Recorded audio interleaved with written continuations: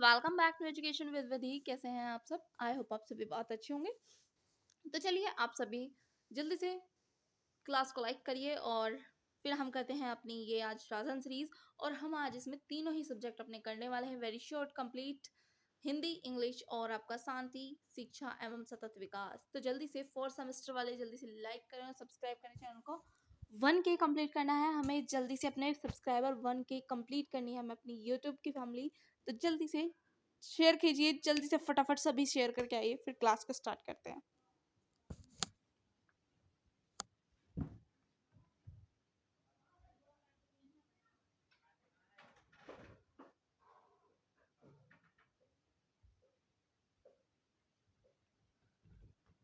चलिए स्टार्ट करते हैं। क्वेश्चन नंबर 1, विनय पत्रिका के रचनाकार कौन है?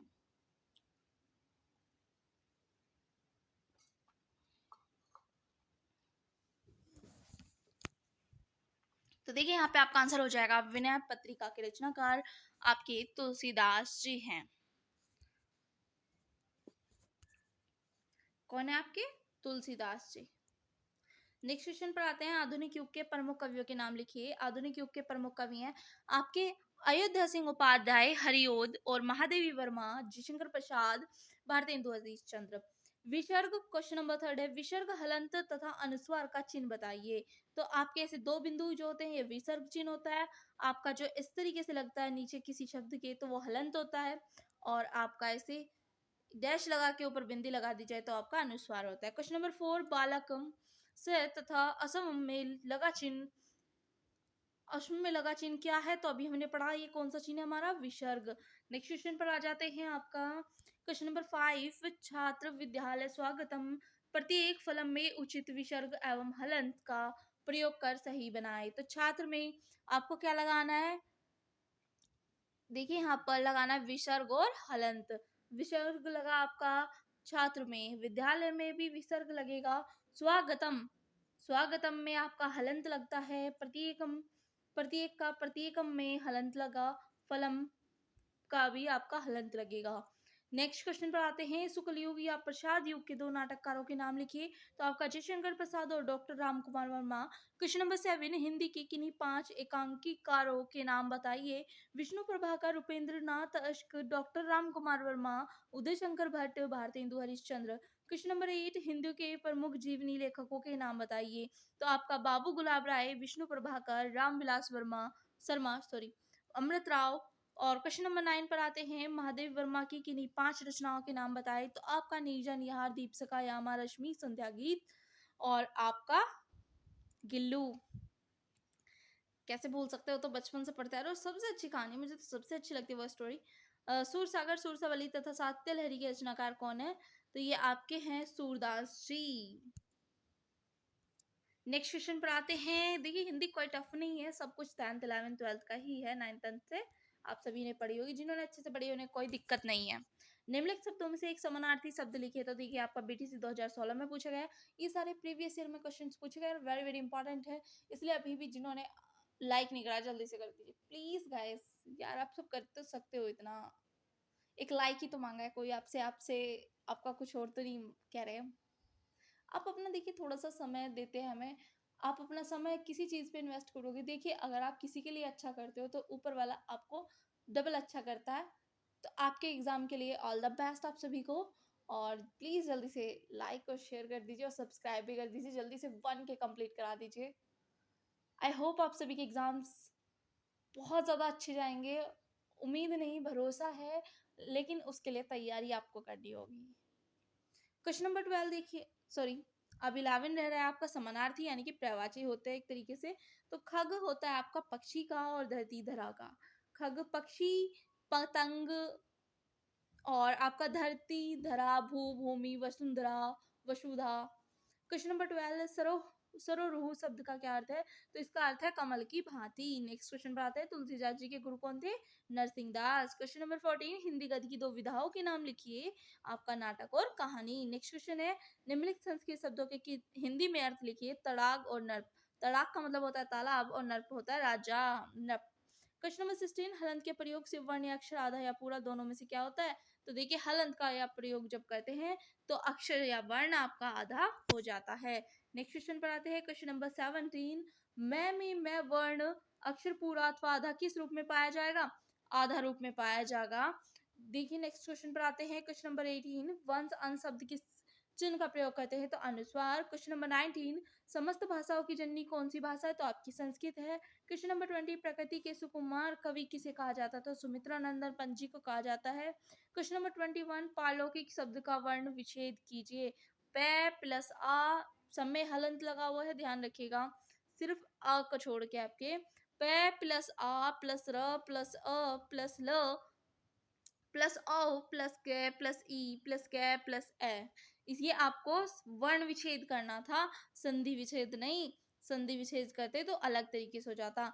क्वेश्चन नंबर 22 है, हरिभाऊ उपाध्याय का जन्म कब और कहाँ हुआ था? तो इनका जन्म उज्जैन जिले के देवास तहसील के गांव में सन 1892 में हुआ था। Question number 23। डॉक्टर विद्यानिवास की प्रमुख रचनाएं कौन सी हैं? तो देखिए इनकी निबंध संग्रह देखिए, संचारणी, परंपरा, बंधन, दूब और अक्षत, मेरे राम का मुकुट भीग रहा, बसंत आ गया पर कोई उत्कंठा नहीं, मैंने सिल पहुंचाई आंगन का पंछी और बंजारा मन, तुम चंदन हम पानी, चितवन की छा, कदम की फूल डाली आदि। रापट 2 है यहाँ पे, शोध पाणिनि व्याकरण की विश्लेषण पद्धति। क्वेश्चन नंबर सॉरी अभी तो इसका आंसर रह रहा है हमारा, थर्ड है साहित्य की चेतना, फोर्थ है भाषा विज्ञान, हिंदी की शब्द संपदा, रीति विज्ञान आदि। Question number 24। हरिशंकर परसाई कौन थे? हरिशंकर परसाई का जन्म मध्य प्रदेश के होशंगाबाद जिले में जमानी गांव में हुआ था। वे प्रसिद्ध व्यंगकार थे। उन्होंने अपने यथार्थ व्यंग में घूसखोरी, स्वार्थ, भ्रष्टाचार आदि पर चुटीली भाषाओं में व्यंग किया है। पगडंडियों का जमाना, सदाचार का ताबीज जैसे उनके दिन फेरे फिरे, निठल्ले की डायरी, तट की खोज आदि उनकी प्रमुख पुस्तकें हैं। Question number 25। वियोगी हरि का साहित्यिक परिचय दीजिए। वियोगी हरि का जन्म सन 1896 ईस्वी में छतरपुर मध्य प्रदेश में हुआ था। सन 1932 में साहित्य साधना से हटकर हरिजन सेवक संघ, गांधी स्मारक विधि और भूटान आंदोलन में क्रम से जुड़ गए। आपकी प्रेम शतक, प्रेमांजलि, काव्य वीर हरदौल, शतम योगिनी नाटक, मेरा जीवन प्रवाह आत्मकथा प्रमुख है।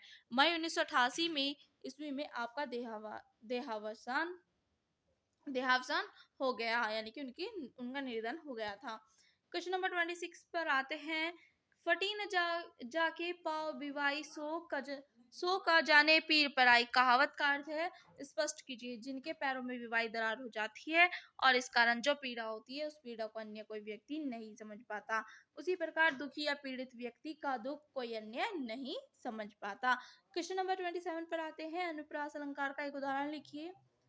जहाँ एक ही वर्ण दो या दो से अधिक बार आए वहां अनुप्रास अलंकार होता है। जैसे चारुचंद्र की चंचल खिलने खेल रही जलथल में, इनमें से 6 वर्ण एक से अधिक बार आया है, तो आपका यहाँ पर आंसर हो गया बिल्कुल ये राइट। 27 आपका कंप्लीट हो गया। बात क्वेश्चन 28 पर आ जाते हैं। गाइस 28 गायब हो गया यहाँ से। 29 है, कोई नहीं स्किप करिए उसको। 29 है, जो अपने से उत्पन्न हो, वाक्यांश के लिए एक शब्द, तो आपका हो जाएगा स्वयंभू। क्वेश्चन नंबर 30 देखिए, 6 संयुक्त वर्ण किन दो वर्णों से मिलकर बना है? क्या प्लस 6, तो ये 6 हो जाता है equal to. Question number 31, Nirala ji की प्रमुख काव्य रचना कौन कौन सी हैं? निराला जी की प्रमुख काव्य रचनाएं हैं गीतिका, तुलसीदास, अनामिका, कुकुरमुत्ता, अनिमा, बेला, अर्चना, प्रामिल, आराधना, गीत गुंज, नए पत्ते, अपरा। नेक्स्ट क्वेश्चन पर आते हैं, श्री रामधारी सिंह दिनकर का जन्म कब और कहां पर हुआ? तो ये देखिए, इनका जन्म 1908 में बिहार प्रांत में मुंगेर जिले के सिमरिया घाट नामक ग्राम में हुआ था। क्वेश्चन नंबर 33, सूरदास जी का जन्म कब हुआ था एवं उनकी मुख्य रचनाएं कौन सी हैं? अभी हमने पढ़ा पीछे इनकी रचनाएं, देखिए फिर से पढ़ते हैं। सूरदास जी का जन्म आगरा के निकट एक रुणकता नामक ग्राम में 1535 सन 1478 में हुआ था। इनके बारे में एक प्रमुख बात कही जाती है, कोई कहता है कि ये बचपन से अंधे थे और कोई कहता है ये बाद में अंधे हुए थे, क्योंकि कोई इतना अच्छा काव्य किस तरीके से लिख सकता है, ये लोगों के मत में आज भी एक तरीके से प्रॉब्लम है कि कुछ लोग कहते हैं कि ये बचपन से अंधे थे और कुछ लोग कहते हैं बाद में अंधे हुए थे। तो देखिए ऐसा अब हम भी नहीं जानते कि क्या चीज सत्य है, लेकिन जो किताबों में कहा गया है उसको ही सत्य मान लेना चाहिए। आपने 9th में पढ़ा होगा, 10th 11th 12th में जिनके पास भी हिंदी रही है उन्होंने ये अच्छे से पढ़ा हुआ है और उनके लिए कोई टफ चीज नहीं है, हिंदी बहुत ईजी होती है। नेक्स्ट बात है, देखिए इनकी रचनाएं। सूरसागर, सूरसावली, साहित्य लहरी इनकी रचनाएं हैं प्रमुख। क्वेश्चन नंबर 34, टैगोर की प्रमुख रचनाएं कौन सी हैं? रविंद्रनाथ टैगोर को गीतांजलि के लिए सन 1913 में साहित्य का नोबेल पुरस्कार मिला था। अपने ही जन गण मन अधिकायक जय हे राष्ट्रगान की रचना की थी तथा इसके अलावा आमार सोनार बांग्लादेश के राष्ट्रगीत की भी रचना की थी। क्वेश्चन नंबर 35 पर आ जाते हैं, मुंशी प्रेमचंद की रचनाएं कौन कौन सी हैं प्रमुख? तो देखिए आपका गोदान गबन, ये इनके दो प्रमुख उपन्यास है, बहुत ज्यादा अच्छे उपन्यास है। क्रमभूमि, रंगभूमि, सेवा सदन आदि उपन्यास तथा नमक का दरोगा एवं पूस की रात कहानियां प्रमुख हैं। गाइस देखिए आप सभी का एग्जाम अच्छा हो, मुझे आप सभी के लिए बहुत ज़्यादा इम्पोर्टेंट है कि आप लोग अच्छे से पढ़ें और मैं चाहती हूँ कि मैं आपके लिए अच्छे से अच्छा कंटेंट प्रोवाइड करूँ एग्ज़ाम के लिए, ताकि आप सब बहुत ज़्यादा बेटर कर पाएँ। और इसीलिए जल्दी से लाइक करिए और सब्सक्राइब कर दीजिए चैनल को। अगर आपके क्वेश्चन इस वीडियो से आते हैं तो आप मुझे कमेंट करके ज़रूर बताइएगा एग्ज़ाम वाले दिन। नेक्स्ट क्वेश्चन पर आते हैं, क्वेश्चन नंबर 36, रमेश उपाध्याय का सामान्य परिचय दीजिए। आधुनिक हिंदी कहानीकारों में रमेश उपाध्याय का नाम उल्लेखनीय माना जाता है। इनका जन्म एटा जिले के वाधारी गांव में हुआ था। इन्होंने साप्ताहिक हिंदुस्तान तथा नवनीत में उप संपादक के पद पर कार्य किया था। इस समय आप दिल्ली विश्वविद्यालय में शिक्षण कार्य कर रहे हैं। नदी के साथ शेष इतिहास, बदलाव से पहले तथा पेपर वेट नामक विशेष उल्लेखनीय है। Question number 37, doctor Rajendra Prasad पर संक्षिप्त टिप्पणी लिखिए। डॉक्टर राजेंद्र प्रसाद उन महान पुरुषों में से थे जो बहुमुखी प्रतिभा के धनी होते हैं। वे किसान के सादगी पसंद बेटे थे, हाईकोर्ट के निर्भीक वकील थे, भारतीय स्वतंत्रता संग्राम के अग्रणी नेता और स्वतंत्र भारत के प्रथम राष्ट्रपति थे और हिंदी के अनन्य भक्त एवं सजग साहित्यकार थे। क्वेश्चन नंबर 38, रामचरितमानस नामक काव्य रचना किसने की? तो ये आपकी गोस्वामी तुलसीदास जी ने की। क्वेश्चन नंबर 39, बिहारी जी का जन्म कब और कहाँ हुआ? तो 1603 के लगभग मध्य प्रदेश के ग्वालियर जिले में हुआ, अंतर्गत वसुआ गोविंदपुर नामक ग्राम में हुआ था। नेक्स्ट क्वेश्चन पर आते हैं, उर्मिला के रचयिता कौन है? तो ये आपके बाल कृष्ण शर्मा नवीन। नेक्स्ट क्वेश्चन पर आते हैं, शरद जोशी का सामान्य परिचय दीजिए। शरद जोशी का जन्म मई 1931 में उज्जैन मध्य प्रदेश में होता है। जोशी जी हिंदी के प्रसिद्ध व्याख्यानकार हैं। एक गधा उर्फ अलाद खां अंधों का हाथी आपके प्रसिद्ध नाटक हैं। परिक्रमा, किसी बहाने जीप पर सवार झल इल्लियां राह किनारे देख। दूसरी सतह पर इनके प्रमुख व्यंग है। आपका निधन 1991 ईस्वी में हुआ था। क्वेश्चन नंबर 42, शिव मंगल सिंह सुमन का साहित्यिक परिचय दीजिए। शिव मंगल सिंह सुमन का जन्म 1916 को उत्तर प्रदेश के उन्नाव जिले में हुआ था। आपके काव्य संग्रह हिल्लोल पर आंखें भरी नहीं, जीवन के गान पर लय सृजन और विश्वास बढ़ता ही गया। क्वेश्चन नंबर 43, राम नरेश त्रिपाठी का सामान्य परिचय दीजिए। राम नरेश त्रिपाठी का जन्म 1881 में उत्तर प्रदेश प्रांत जिले के जौनपुर के कोयरीपुर ग्राम में हुआ था। आपकी रचनाओं में नवीन आदर्श और नवयुग का संकेत दिया गया। आपके द्वारा रचित पथिक मिलन नामक खंड काव्य लोकप्रिय है। सन 1962 में आपका निर्धन हो गया। निधन हो गया। मुझे ये थोड़ा वर्ड सही नहीं लगता तो मैंने बोल दिया निर्धन हो गया। निर्धन निकल रहा है लेकिन निधन होता है। निर्धन और निधन में डिफरेंस बता देती हूँ। निर्धन गरीब को कहते हैं और आपका निधन हो जाता है, किसी की मृत्यु हो जाना। नेक्स्ट क्वेश्चन देखिए, महादेवी वर्मा की प्रमुख रचनाएं कौन कौन सी हैं? रचनाएं कविता संग्रह रश्मि, नीरजा, सांध्य गीत, निहार, यामा तथा दीपशिखा। गद्य रचनाएं अतीत के चलचित्र, स्मृति की रेखाएं, श्रृंखला की कड़ियां और हिंदी विवेचनात्मक गद्य। क्वेश्चन नंबर 45, सिया राम शरण गुप्त का संक्षिप्त परिचय दीजिए। सिया रामचरण गुप्त का जन्म सन 1895 ईस्वी में चिरगांव जिला झांसी में हुआ था। आपने आपने कई कविताएं, उपन्यास तथा निबंधों की रचना की है। इनके उपन्यासों में नारी की सहनशीलता, आदर्श और सरलता का वर्णन है। इनकी प्रसिद्ध रचनाएं मौर्य विजय, ध्रुवाचल, आत्मसर्ग, गौद नारी आदि हैं। क्वेश्चन नंबर 46, रसखान की रचनाओं का संक्षिप्त वर्णन कीजिए। तो आपका सुजान रसखान और दूसरा आपका प्रेम वाटिका, थर्ड है आपका राग रत्नाकर। नेक्स्ट क्वेश्चन पर आते हैं, सरदार पूर्ण सिंह का सामान्य परिचय दीजिए। सरदार पूर्ण सिंह का जन्म 1881 ईस्वी में हुआ था। इनका निधन सन 1931 में हुआ। इनके प्रमुख निबंध मजदूरी और प्रेम, सच्ची वीरता, आचरण की सभ्यता है। क्वेश्चन नंबर 48, सर्वेश्वर दयाल सक्सेना का जन्म कहाँ हुआ था? तो 1927 ईस्वी में बस्ती में हुआ था। नेक्स्ट क्वेश्चन पर आते हैं, नागार्जुन का संक्षिप्त परिचय दीजिए। गाइस देखिए बहुत मेहनत लग रही है और प्लीज जल्दी से, मैं अभी आपको इंग्लिश भी पढ़ाने वाली हूँ और अभी आपका सतत विकास वाला भी कराने वाली हूँ, तो जल्दी से लाइक करिए और सब्सक्राइब करिए, ऐसे काम नहीं चलेगा। वैद्यनाथ मिश्र नागार्जुन का जन्म 1910 ईस्वी में बिहार के दरभंगा जिले में हुआ था। युगधारा, प्यासी पथराई आंखें, सतरंगी पंखों वाली इनकी प्रसिद्ध काव्य रचनाएं हैं। गाइस बहुत मेहनत लगती है पहले पीपीटी बनाना और उसके बाद रिकॉर्ड करना। और मैं आपको एक चीज बता दूं, मेरे अंदर मुंह में काफी दर्द है, पेन है, क्योंकि दाढ़ में कुछ प्रॉब्लम है। आपके विजडम टीथ में मेरी बहुत ज्यादा प्रॉब्लम है और मुझे कितना प्रॉब्लम हो रही है मुझे पता है। तो प्लीज, मैं नहीं चाहती कि आप लोगों के एग्जाम में मैं अपनी तरफ से कोई कसर छोड़ूं, तो इसलिए प्लीज जल्दी से सब्सक्राइब कर दीजिए, छोटी सी रिक्वेस्ट है, बार बार नहीं कहूंगी। देखिए क्वेश्चन नंबर 50, गणेश शंकर विद्यार्थी पर संक्षिप्त लेख लिखिए। गणेश शंकर विद्यार्थी का जन्म 1890 ईस्वी में प्रयाग में हुआ था। आप पत्रकार थे। आप सरस्वती पत्रिका तथा उभयोदय पत्र में कार्यरत थे। कुछ समय तक आप प्रताप साप्ताहिक पत्र के संपादक रहे। इनकी भाषा सशक्त व शैली ओजपूर्ण, गांभीर्य एवं वक्रता प्रधान रही है। आपका निधन सन 1931 में 31 ईस्वी को हुआ। क्वेश्चन नंबर 15 हिमालय से गंगा निकलती है, वाक्य किसका रखा है? तो यह अपादान कारक का है। जहां से आ जाए वहां पर आपका अपादान कारक होता है। नेक्स्ट क्वेश्चन, पुष्प शब्द के 4 पर्यायवाची लिखिए। तो आपका सुमन, कुसुम, फूल, प्रसून। क्वेश्चन नंबर 53, संधि सुगम, सूक्ष्म एवं स्वतंत्र शब्दों के विलोम शब्द लिखिए। संधि होती है विग्रह और सुगम होता है दुर्गम, और स्थूल है सूक्ष्म है स्थूल, स्वतंत्र है परतंत्र। अक्सर लोग स्वतंत्र का गणतंत्र लगा के आते हैं, लेकिन वो गलत है। लिखाते हैं जिनका ऑब्जेक्टिव होता है, आपका अगर ऑब्जेक्टिव में आ जाए तो आप तब भी गलत करके आ सकते हो, इसलिए मैं आपको पहले ही सतर्क कर रही हूँ उस चीज के लिए। क्वेश्चन नंबर 54 देखिए, आपका नैन एवं नायक शब्दों का संक्षिप्त विच्छेद कीजिए।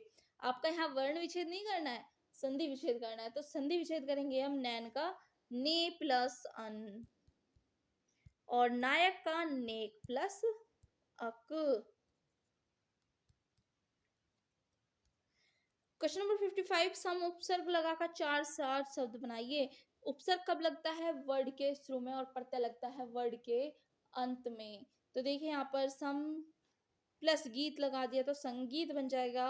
से में आधा नीचे हलंत लगा हुआ है तो आधा बनता है, और प्लस 4 तो ये बन गया संचार, और यहाँ पे सम्मान बन गया आपका, ये समार्थ बन गया। नेक्स्ट क्वेश्चन पर आते हैं 56 पर, शब्द किसे कहते हैं? शब्द एक या अनेक अक्षरों के योग से बनता है। अब आ जाते हैं हम इंग्लिश के वेरी शॉर्ट क्वेश्चंस पर। जल्दी से देखें, यहाँ पर करेंगे हम फटाफट से इसको complete. fill in the gap using the correct from the verb given in the brackets। आपको फिलअप दिए गए हैं और इसमें आपको वर्ब फील करनी है। तो देखिए, Shyam will have left for Mumbai before the rainy season dash begins।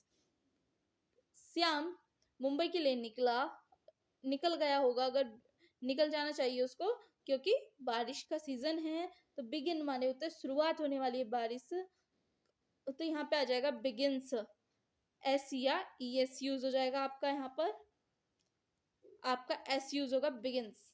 Next question पर आते हैं, change the following sentence into past perfect continuous.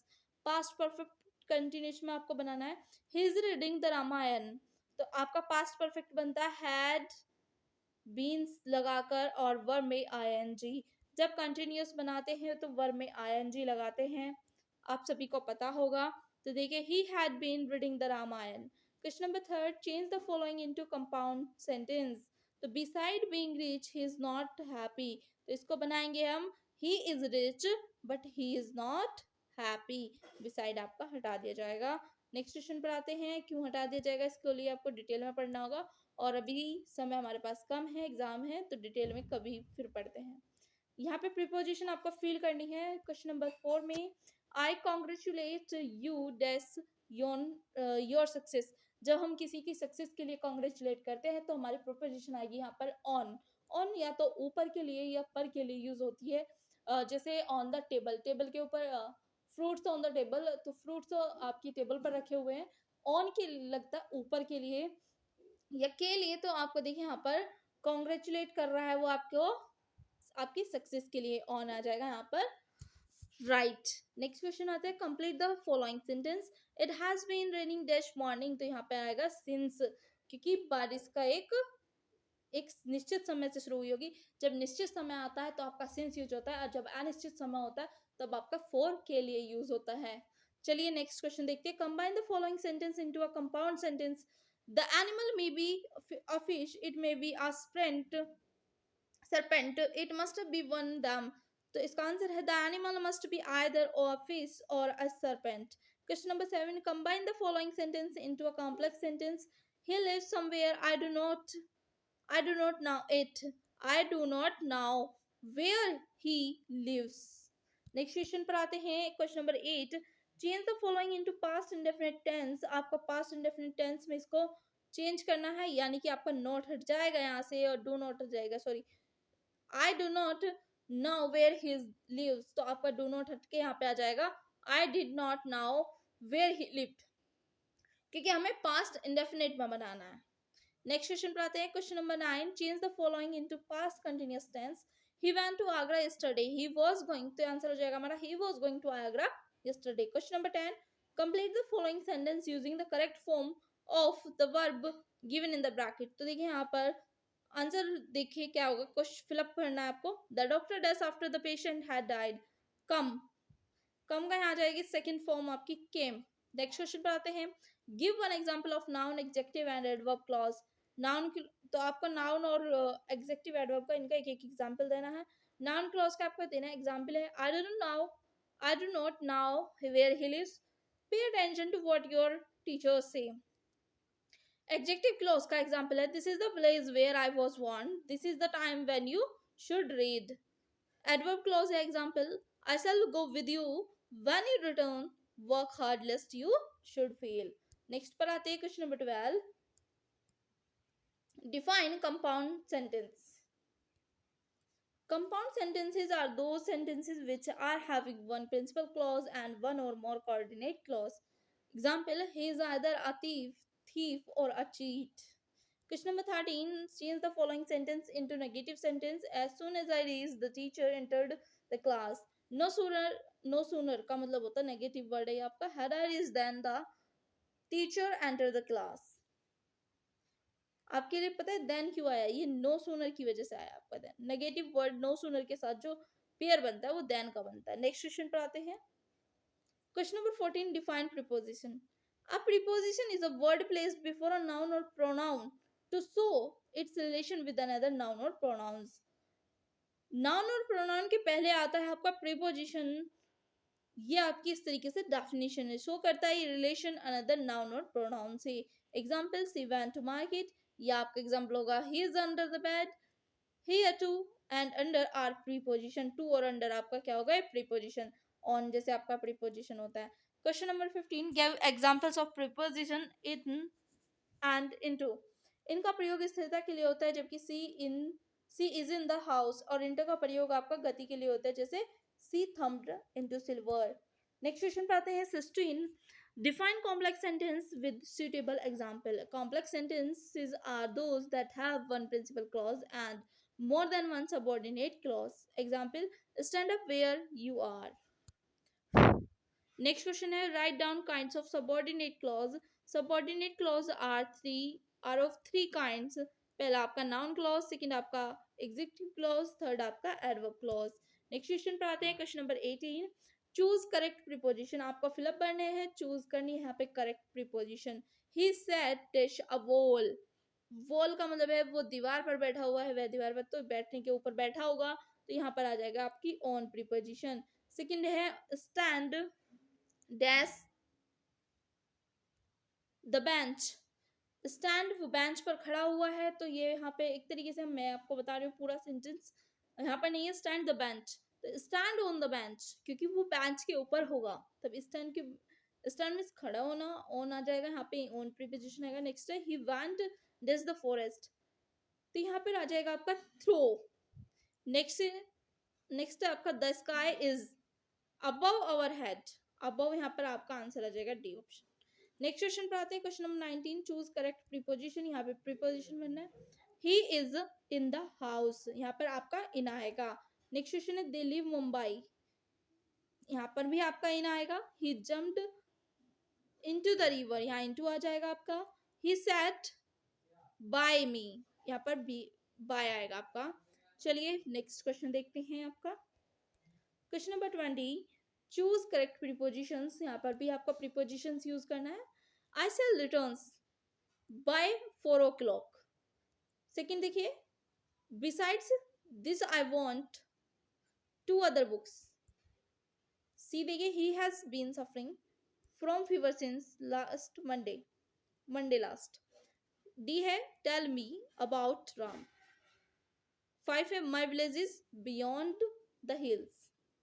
Next question पर आ जाते हैं आपके अति लघु अभी हमारे शुरू होते हैं आपके शांति शिक्षा एवं सतत विकास के। वर्तमान समय में शांति शिक्षा की आवश्यकता क्यों है? वर्तमान समय में शांति शिक्षा की आवश्यकता निम्नलिखित कारणों से है। सामाजिक गुणों के विकास हेतु, नैतिक गुणों के विकास हेतु, आदर्शवादी मूल्यों के विकास हेतु, फोर्थ आपका प्रकृति से प्रेम हेतु। क्वेश्चन नंबर 2, शांति के लिए शिक्षा की प्रमुख बाधाएं क्या हैं? तो आपकी प्रमुख बाधाएं आतंकवाद, जातिवाद, भाषावाद, धार्मिक संकीर्णता। नेक्स्ट पर आते हैं व्यक्तित्व यानी कि पर्सनैलिटी किसे कहते हैं? व्यक्तित्व किसी के व्यक्ति के बाह्य तथा आंतरिक गुणों की व्याख्या करता है। रेक्स के अनुसार व्यक्तित्व समाज द्वारा मान्य एवं अमान्य गुणों का संगठन है।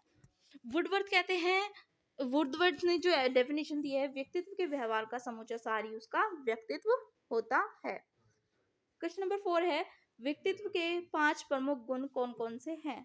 तो यहाँ पर है आपका पहला अनुभव के प्रति खुलापन, सेकंड आपका चैतन्यता, थर्ड है आपका बहिर्मुखता, फोर्थ है आपका सहमति जन्यता, फिफ्थ है आपका स्नायु व्यक्तित्व मनोविक्षिप्तता। नेक्स्ट क्वेश्चन पर आ जाते हैं फिफ्थ पर, चैतन्यता से आप क्या समझते हैं? आंसर होगा आपका चैतन्यता व्यक्तित्व का प्रमुख गुण है। इसके आधार पर ही व्यक्ति अपने कार्य एवं व्यवहार को प्रदर्शित करता है। क्वेश्चन नंबर 6, चित्त प्रवृत्ति की अवधारणा स्पष्ट कीजिए। चित्त प्रवृत्ति से आशय है, चित्त प्रवृत्ति स्वभाव व्यक्ति के व्यक्तित्व से संबंधित स्वभाव होता है। अधिकांश यह कहा जाता है कि उस व्यक्ति का स्वभाव अच्छा है, उस व्यक्ति का स्वभाव अच्छा नहीं है।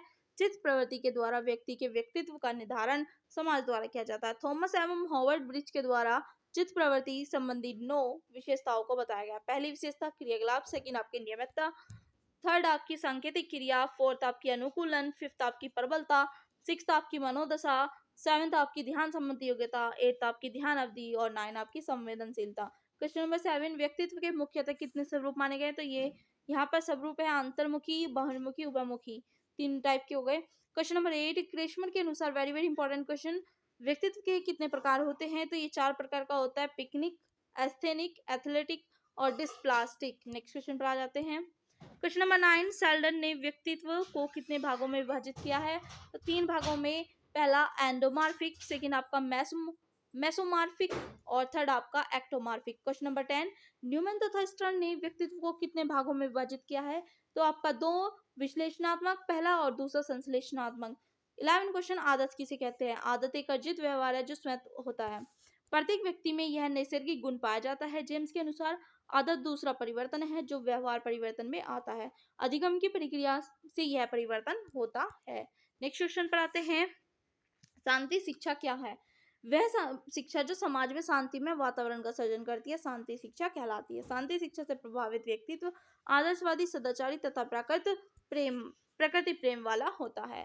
क्वेश्चन नंबर 13, हिंसा का प्रभाव बताइए। तो प्रभाव है आपका पहला मानसिक अशांति, दूसरा आपका सामाजिक असंतुलन, थर्ड आपका धन की हानि, 4 आपका विनाश का वातावरण, फिफ्थ आपका जीवन का विनाश। नेक्स्ट क्वेश्चन पर आते हैं, क्वेश्चन नंबर 14, हिंसा के कौन कौन से प्रकार हैं? तो नामांकित कीजिए, या आपसे पूछा जाएगा हिंसा कितने प्रकार की होती है। तो देखिए, मौखिक हो सकती है, मनोवैज्ञानिक हो सकती है, शारीरिक हो सकती है, ढांचागत हो सकती है, लोकप्रिय संस्कृति में अश्लीलता हो सकती है। क्वेश्चन नंबर 15, हिंसा के मोर्चे क्या क्या होते हैं? तो आपका जाति होता है, लिंग होता है, भेदभाव होता है, भ्रष्टाचार होता है, सांप्रदायिकता होता है, विज्ञापन होता है, निर्धनता होता है। नेक्स्ट क्वेश्चन पर आते हैं, तनाव किसे कहते हैं? यानी कि आप जो आजकल डिप्रेशन बोलते हो वही आपका डिप्रेशन और स्ट्रेस ही आपका तनाव होता है हिंदी में। तनाव व्यक्ति की वह मनोदशा है जिसमें व्यक्ति का व्यवहार असामान्य हो जाता है। तनाव की स्थिति में व्यक्ति सही गलत का सही ढंग से आकलन नहीं कर पाता है। क्वेश्चन नंबर 17 गेट्स के अनुसार तनाव किसे कहते हैं? तनाव असंतुलन की दशा है जो प्राणी को अपनी उत्तेजित दशा का अंत करने के लिए कोई कार्य करने को प्रेरित करती है। ये गेट्स ने कहा है। क्वेश्चन नंबर 18 तनाव प्रबंधन क्या है? आंसर होगा वह प्रबंधन जिसके द्वारा व्यक्ति को असामान्य मानसिक स्थिति सामान्य मानसिक स्थिति में लाया जाता है, तनाव प्रबंधन कहलाता है। तनाव की स्थिति में यदि कोई बालक व्यक्ति है तो उसे तनाव प्रबंधन के लिए खेल से जोड़ दिया जाए तो बालक का तनाव समाप्त हो जाएगा। खेल तनाव प्रबंधन में महत्वपूर्ण भूमिका निभाता है। नेक्स्ट क्वेश्चन पर आते हैं, स्वयं जागरूकता किसे कहते हैं? जैसे ये भैया हमारे देश का वर्ल्ड हैप्पीनेस, जो आपका हैप्पीनेस के बारे में रिजल्ट आया है, यानी कि जो आपकी रिपोर्ट जारी हुई है, उसमें हमारा जो देश है ना, खुश रहने के मामले में पाकिस्तान और बांग्लादेश से भी बहुत ज्यादा पीछे रह गया है। और ये बहुत अफसोस की बात है। हमारा पाकिस्तान 100 नहीं, आई मीन हमारा इंडिया जो है 118वें स्थान पर है और पाकिस्तान जो है 109वें स्थान पर है। बड़े अफसोस की बात है कि हमारे देश में इतनी ज़्यादा लोग मतलब सैड हैं, हैप्पीनेस है ही नहीं। 19 देखिए क्वेश्चन, स्वयं जागरूकता क्या है? स्वयं जागरूकता का वह गुण जो जन्मजात न होकर वातावरण से अर्जित किया जाता है। बच्चों के सर्वांगीण विकास के लिए स्वयं जागरूकता अत्यंत आवश्यक होती है। स्वयं जागरूकता के द्वारा ही बालक स्त्री पुरुष की आवाज में विभेद करता है। क्वेश्चन नंबर 20 सामाजिक बोध क्या है? सामाजिक बोध का संबंध बालकों के मस्तिष्क से होता है। यदि कोई बालक समाज में विभिन्न पहलुओं को समझकर समाज के लोगों को अपनी बातों तथा विचारों से प्रभावित करता है तो यह माना जाता है कि बालक में सामाजिक बोध प्रबल है। सामाजिक बोध के अंतर्गत बालकों का में नेतृत्व की एकता, निर्णय की योग्यता, सार्थक अवलोकन एवं गत्यात्मक कुशलता आदि गुण आते हैं। क्वेश्चन नंबर 21 चरित्र किसे कहते हैं? चरित्र व्यक्ति का वह मानसिक गुण है जो उसके सामाजिक व्यवहार को निर्धारित करता है। चरित्र व्यक्तित्व का प्रमुख गुण है। बीएन जहाँ कहते हैं चरित्र व्यक्ति का वह मानसिक तत्व है जो उसके सामाजिक व्यवहार को निर्धारित करता है। यह एक मानसिक संरचना है जो उसकी सभी क्रियाओं के मूल में विद्वान रहती है। क्वेश्चन नंबर 22 अच्छे चरित्र के गुण बताइए। तो पहला आत्मानुशासन, दूसरा दृढ़ निश्चय, थर्ड आपका विश्वसनीयता और आपका फोर्थ कर्तव्य निष्ठा और आपका नेक्स्ट है विवेकशील। क्वेश्चन नंबर 23 नैतिकता का अर्थ बताएं। नैतिकता को अंग्रेजी में मॉरलिटी कहते हैं। नैतिकता वह गुण है जिससे समाज के प्रत्येक व्यक्ति का हित होता है क्योंकि यह समाज में व्यवस्था बनाए रखते हैं। क्वेश्चन नंबर 24 हिंसा किसे कहते हैं? हिंसा एक विनाशकारी प्रक्रिया है जो प्रत्येक स्तर पर नकारात्मक प्रभाव छोड़ती है। भारतीय दर्शन के अनुसार मन, वचन और क्रम से जीव मात्र को कष्ट देना ही हिंसा है। क्वेश्चन नंबर 25 धारणा, ध्यान तथा समाधि पूर्ण रूप से कौन सी साधनाएं हैं? मानसिक तथा आध्यात्मिक साधनाएं। बहिरंग योग क्या है? यम, नियम, आसन, प्राणायाम एवं प्रत्याहार को बहिरंग योग कहते हैं। क्वेश्चन नंबर 27 अंतरंग योग क्या है? धारणा, ध्यान तथा समाधि को अंतरंग योग कहते हैं। क्वेश्चन नंबर 28 यम अष्टांग योग क्या है? यम अष्टांग योग का पहला चरण है। यम का अर्थ है नैतिक शिष्टाचार, चित्त को स्थिर रखने का प्रमुख मार्ग यम है। क्वेश्चन नंबर 29 यम योग कितने प्रकार का होता है? 5 प्रकार का, अहिंसा, सत्य, असत्य, ब्रह्मचर्य और आपका अपरिग्रह है। नेक्स्ट क्वेश्चन पर आते हैं, समाधि किसे कहते हैं? तो देखिए समाधि अष्टांग योग का अंतिम चरण है। यह ध्यान अभ्यास करते समय की अवस्था है। नेक्स्ट पर आते हैं, आंतरिक शांति क्या है? आंतरिक शांति व्यक्ति के मन की वह अवस्था है जिसमें व्यक्ति का आत्म विकास होता है। आंतरिक शांति की स्थिति में व्यक्ति आदर्शवादी बनता है। क्वेश्चन नंबर 32 ध्यान किसे कहते हैं? चेतना का केंद्रीयकरण ही ध्यान कहलाता है। ध्यान एवं रुचि एक ही सिक्के के दो पहलू होते हैं। क्वेश्चन नंबर 33 अष्टांग के प्रथम 2 चरण यम तथा नियम किस अभ्यास से संबंधित है? तो आपका आचार संबंधी अभ्यास। क्वेश्चन नंबर 34 अष्टांग के 2 चरण आसन और प्राणायाम किस अभ्यास से संबंधित है? तो आपका भौतिक रूप से योगाभ्यास। क्वेश्चन नंबर 35 अष्टांग योग का कौन सा चरण इंद्रिय निग्रह का उपाय बताता है? तो प्रत्याहार। क्वेश्चन नंबर 36 आसन किसे कहते हैं? पतंजलि के अनुसार स्थिर सुलभ आसन अर्थात जिस मुद्रा में शरीर सुखपूर्वक स्थिर रह सके वही आसन कहलाता है। क्वेश्चन नंबर 37 आसन कितने प्रकार का होता है? तो 3 प्रकार का। पहला ध्यानात्मक आसन, दूसरा विश्रांतिकर आसन, थर्ड आपका संबंधनात्मक आसन। नेक्स्ट क्वेश्चन पर आते हैं 38 धारणा किसे कहते हैं? चित्त को एक विषय वस्तु पर स्थिर करने की प्रक्रिया को धारणा कहते हैं। क्वेश्चन नंबर 39 योग दर्शन के जनक कौन है? तो ये आपके पतंजलि हैं। योग क्या है? योग वह क्रिया है जिसमें व्यक्ति की शारीरिक तथा मानसिक शांति प्राप्त होती है। चित्त को एकाग्र करने का योग सबसे महत्वपूर्ण साधन है। नेक्स्ट क्वेश्चन पर आते हैं क्वेश्चन नंबर 41, अष्टांग योग का संबंध किस विद्वान महिषी से है? अष्टांग योग का संबंध पतंजलि से है। क्वेश्चन नंबर 42, शांति मूल्य किसे कहते हैं? शांति मूल्य के अंतर्गत विश्व बंधुत्व एवं मानव वही सर्वोपरि होता है। मानवीय कल्याण ही शांति मूल्यों का सर्वोच्च उद्देश्य होता है। लोकतंत्र क्या है? लोकतंत्र शासन का वह रूप है जिसमें जनता, जनता के द्वारा और जनता के लिए शासन हो। अब्राहम लिंकन ने कहा। ये सतत विकास क्या है? सतत विकास को पोषणीय विकास भी कहा जाता है। मानव का संतुलित एवं स्थिर विकास जिसका संबंध प्राकृतिक संसाधनों के प्रत्येक पक्ष से है, सतत विकास कहलाता है। नेक्स्ट क्वेश्चन पर आते हैं। क्वेश्चन नंबर 45, सतत विकास की अवधारणा आवश्यकताएं बताइए। तो देखिए, पहली आवश्यकता पर्यावरण संसाधनों का सर्वोत्तम उपयोग, दूसरी संतुलित विकास, थर्ड आपका मानवीय मूल्यों का विकास, फोर्थ आपका पर्यावरण मूल्यों का विकास और फिफ्थ आपका वैश्विक पर्यावरणीय नीति का निर्माण। क्वेश्चन नंबर 46, प्राणायाम किसे कहते हैं? प्राणायाम दो शब्दों से मिलकर बना है, प्राण प्लस आयाम। यहाँ प्राण का अर्थ है श्वास, श्वास वायु है। आयाम का अर्थ है लंबाई और विस्तार, लंबाई और विस्तार। हाँ, ये लंबाई लिखा हुआ है। इस प्रकार प्राणायाम का अर्थ श्वासों का विस्तार एवं नियंत्रण है। उपनिषदों में प्राणायाम को नाड़ी शुद्धि के उपाय के रूप में स्वीकार किया गया है। नेक्स्ट क्वेश्चन पर आ जाते हैं।